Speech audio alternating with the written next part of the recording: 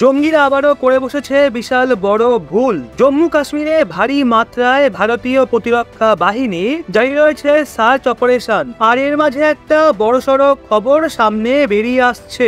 Information পাওয়া যাচ্ছে জঙ্গিদের সঙ্গে ভারতীয় প্রতিরক্ষা বাহিনীর এনকাউন্টার চলেছে, যেখানে ভারতের 5 জন শহীদ হয়েছেন এবং তাদের মধ্যে একজন আধিকারিকও ছিলেন। যখন ডোডাতে বিপুল পরিমাণে ভারতীয় প্রতিরক্ষা বাহিনীর সার্চ অপারেশন জারি রয়েছে, তার মাঝেই ভারতীয় প্রতিরক্ষা বাহিনী এই ইনফরমেশন পেয়েছিল যে সেখানে জঙ্গিরা লুকিয়ে আছে এবং সেই ইনফরমেশন পাওয়ার পরই জঙ্গিদের বিরুদ্ধে সেনার অভিযান শুরু হয়। এনকাউন্টার শুরু হয়ে যায় এবং দুদিক থেকেই ফায়ারিং শুরু হয়। ওই ফায়ারিং এর দরুন একজন আধিকারিক সহ 4 জন জওয়ান আহত হন, যাদের দ্রুত হাসপাতালে নিয়ে যাওয়া হয় এবং তারপর সেখানেই তাদের মৃত্যু হয়। জেনে রাখুন, এই ফায়ারিং তখন থেকে শুরু হয় যখন রাষ্ট্রীয় রাইফেল এবং জম্মু কাশ্মীর পুলিশের বিশেষ অভিযান সমূহের জওয়ান রাতের অন্ধকারে ডোডা শহর থেকে মোটামুটি 55 কিলোমিটার দূরে দেশাবান অঞ্চলে ঘাড়িগোটে উড়ারবাগিতে একটা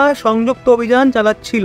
এর মাঝেই দুই তরফ থেকে ফায়ারিং শুরু হয়ে যায় এবং ফায়ারিং এর পর জঙ্গিরা পালানোর চেষ্টা করে, আর তারা পালানোর সুযোগ না পেলে বেপরোয়াভাবে গুলি চালানো শুরু করে দেয়। ভারতের বীর সেনারা চ্যালেঞ্জিং এলাকায় ঘন জঙ্গলে তাদের পিছু করা শুরু করে এবং জঙ্গলেও ফায়ারিং চলে। আধিকারিকরা বলে এই ফায়ারিং এর সময়ই 5 জন জওয়ান গুরুতর আহত হয়, যাদের চিকিৎসার জন্য হাসপাতালে নিয়ে যাওয়া হয়েছিল এবং সকালে তাদের শহীদ হওয়ার খবর পাওয়া যায়। বলে রাখি, 16 আর্মি কোর, যারা হোয়াইট নাইট কোর নামেও পরিচিত, তাদের তরফ থেকে বলা হয় অতিরিক্ত সেনাদের ডোডাতে ফায়ারিং এর এলাকায় পাঠানো হয়। জঙ্গিদের বিরুদ্ধে অ্যাকশন এভাবে অনবরত চলছে। আর এর থেকে এটাও স্পষ্ট, ভারতের বীর সেনারা যতই প্রাণহারা, কিন্তু এখন যেই জঙ্গিরা জঙ্গলে উপস্থিত রয়েছে তাদের জাহান্নামে পাঠানো নিশ্চিত। জঙ্গলের ভেতরে ঢুকে সেনারা হামলা করা শুরু করে দিয়েছে। ভারতীয় প্রতিরক্ষা বাহিনী ঘন জঙ্গলে ঢুকে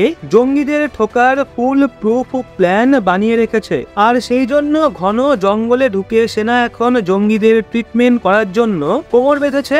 এখন জঙ্গল থেকে বেরিয়ে আসা তখনই সম্ভব হবে যখন এক একটা জঙ্গিকে ধরে ধরে জাহান্নামে পাঠানো হবে। যদিও সেনার ওপর হামলার মাঝে কাশ্মীর টাইগার নামের জঙ্গি সংগঠন ডোডা হামলার দায়ভার নিয়েছে। এই সংগঠনকে জৈশ-ই মোহাম্মদের অফশুট বলে মনে করা হয়, যারা সদ্যই কাঠুয়াতে সেনার ডেরায় হামলার দায়ভার নেয়। আর তারপর জম্মুতে হওয়া ভিন্ন ভিন্ন জঙ্গি হামলার দায়ভারও তারা নিয়েছে। কিন্তু এবার ভারতীয় সেনা কাশ্মীর টাইগারেরও ব্যবস্থা করবে এবং গর্তে লুকিয়ে থাকা ওই ইঁদুরগুলোরও ব্যবস্থা করবে, যারা জঙ্গলে প্রাণের ভয়ে এক গর্ত ছেড়ে অন্য গর্তে পালাচ্ছে। দেখুন, এই সেই এলাকা যেখানে মারাত্মক ফায়ারিং চলে প্রতিরক্ষা বাহিনী এবং জঙ্গিদের মধ্যে। এটাই সেই লোকেশন। এর সাথেই জেনে নিন, এটাই সেই লোকেশন যেখানে জঙ্গিদের কবর খোঁড়া নিশ্চিত। এই এলাকাতে এখন ভারতীয় প্রতিরক্ষা বাহিনীর অপারেশন জারি রয়েছে এবং 40 জন জঙ্গিকে জাহান্নামে পাঠানোর উদ্দেশ্য নিয়ে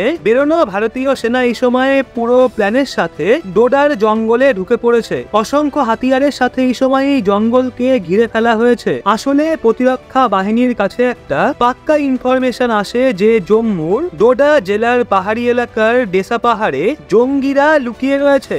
এমনই ইনপুট পেয়েছিল সিকিউরিটি ফোর্সেস এবং তারপর জঙ্গিবাদ বিরোধী সংযুক্ত অভিযান চালানো হয়, যেখানে ভারতীয় সেনার রাষ্ট্রীয় রাইফেল রয়েছে, জম্মু কাশ্মীর পুলিশের স্পেশাল অপারেশন গ্রুপ রয়েছে এবং তারা একসাথে মিলে বিশাল জঙ্গিবাদ বিরোধী অভিযান চালাচ্ছে। 9টার দিকে প্রতিরক্ষা বাহিনী সফল হয়েছিল জঙ্গিদের সঙ্গে যোগাযোগ স্থাপন করতে, কিন্তু ওখানে ফায়ারিং চালু হয়ে যায়। দুর্ভাগ্যবশত এই ফায়ারিং এই আমাদের 5 জন প্রতিরক্ষা কর্মী গুরুতর আহত হন এবং পরে শহীদ হয়ে যান, যাদের মধ্যে 4 জন ভারতীয় সেনার বীর জওয়ান ছিলেন এবং জম্মু কাশ্মীর পুলিশের একজন আধিকারিক ছিলেন। দিনের আলো ফোটার পর থেকেই সেনাবাহিনীর দ্বারা বিশাল অভিযান চালানো হচ্ছে। জম্মু কাশ্মীর পুলিশ, ভারতীয় সেনা পুরো জঙ্গল তছনছ করে দিচ্ছে। প্রায়োরিটি এটাই রয়েছে, যত দ্রুত সম্ভব ওই পিশাচগুলোকে রানিং খুঁজে জাহান্নামে পাঠিয়ে দেওয়া। কিন্তু এরকম জঙ্গলে ঘেরা পাহাড়ি এলাকায় তল্লাশি অভিযান চালানো মোটেও অত